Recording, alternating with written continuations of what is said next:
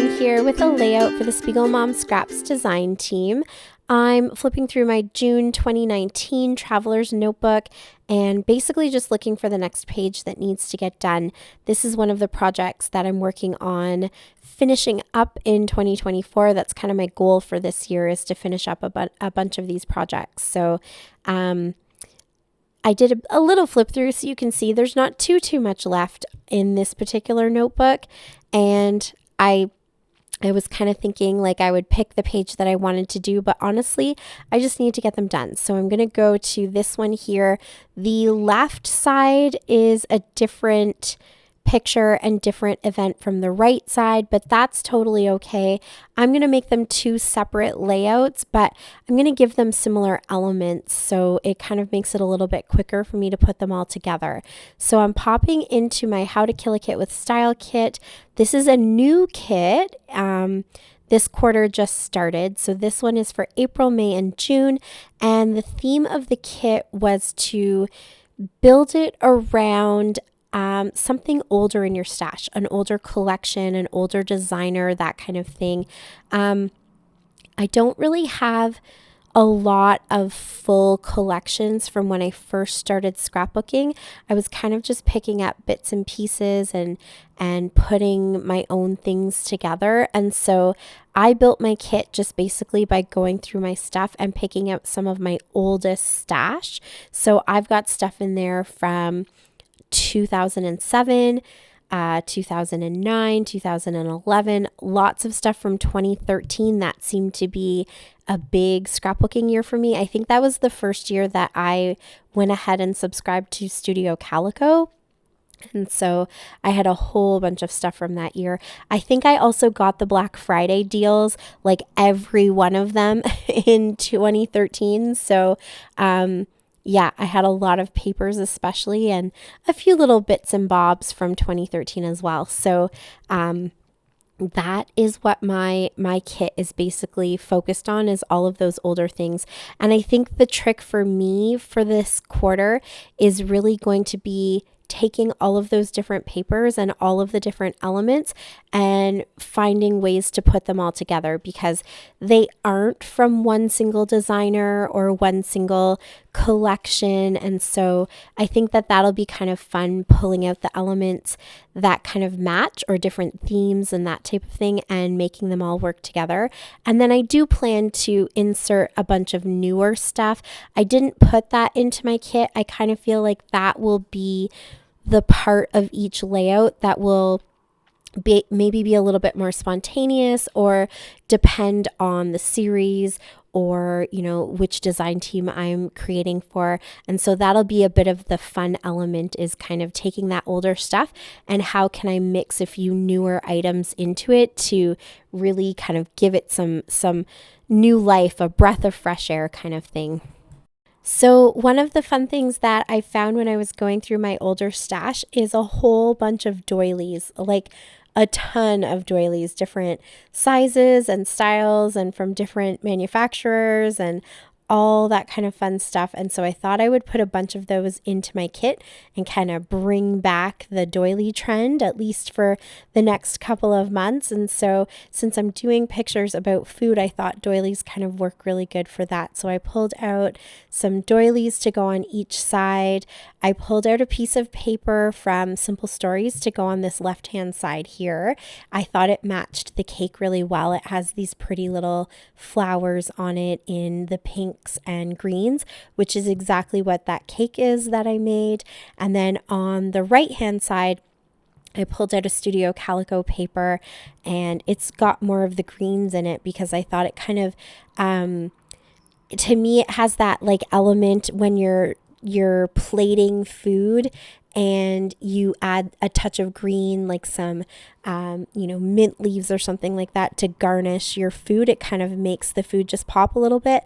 I thought that that would work well as the background color for that page. And the green kind of matches the Simple Stories paper too. So while these aren't necessarily meant to look like they're matching pages or that they're in any way part of the same page, same event. I do kind of like the idea that they have a bit of cohesiveness to them. So I thought that green worked really well. And then I picked out a doily to go on that side too, because again, if I'm pulling out all of these elements and they're not matching, but having similar elements just kind of gives it, a nice flow, I guess you could say. So cut my papers down to the size that I needed in that great way that I do, which is essentially to eyeball it. And then now I'm going to put this page together on the left-hand side. So I've got two little doilies there. I found this tag. I think that's a Maggie Holmes tag from, I was going to guess at the collection. I genuinely don't know. But I think it's Maggie Holmes. It kind of has the greenish color in it, that same sort of minty green that's in the paper.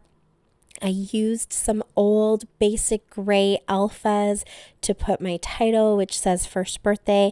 While I was going through my ephemera, I also found that little foamy kind of glittery word that says celebrate. So I thought I would pop that onto there. It kind of matches the silver from the doily as well. And I put a little bunny paper clip. I have not used those, imaged paper clips in such a long time. I found so many of those in my stash as well, and they're all pretty old. I think this bunny one might actually have come from IKEA when IKEA used to do paper clips. And so it's probably pretty old. Maybe not the oldest thing in my stash, but definitely old enough that it deserved a place in my kit. And even though the little character on the cake is actually a kangaroo, I did not have a kangaroo clip or really anything kangaroo themed. So I thought that little bunny was still kind of cute. So I popped that onto the tag as well as a bit of an embellishment. The paper clip kind of works just enough dimension that it should match the same kind of depth as the sequins that I'm going to put on. So I thought that that was a pretty good little place to pop one of those. And again, we're carrying over the silver. So now there's a little bit of silver in 3 different places on that layout. And then on the second layout, I found that taco truck, big kind of piece of ephemera. I think that might be a Pebbles piece, but I can't be certain about it. It was just in one of my random kits of die cuts, so I don't know which company it came from, but I thought it was kind of cute, and I just happened to have pictures of tacos, so we're gonna make that work. It's also food truck tacos, so yeah, it was meant to be. The only thing that would have made it even more perfect was if the truck was actually facing the other way, so it kind of made it look like it was facing towards the inside of the page rather than driving off the outside. But that's okay. That is, worrying about small little details that don't really matter.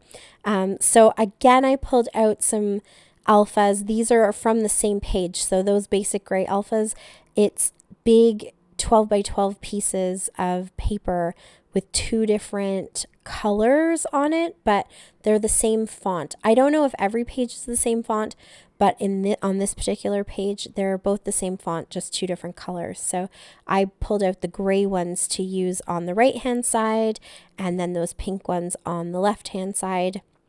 And then here I'm going to do a little bit of journaling and some lines, kind of do my sketchy lines around the outside of everything in a pink.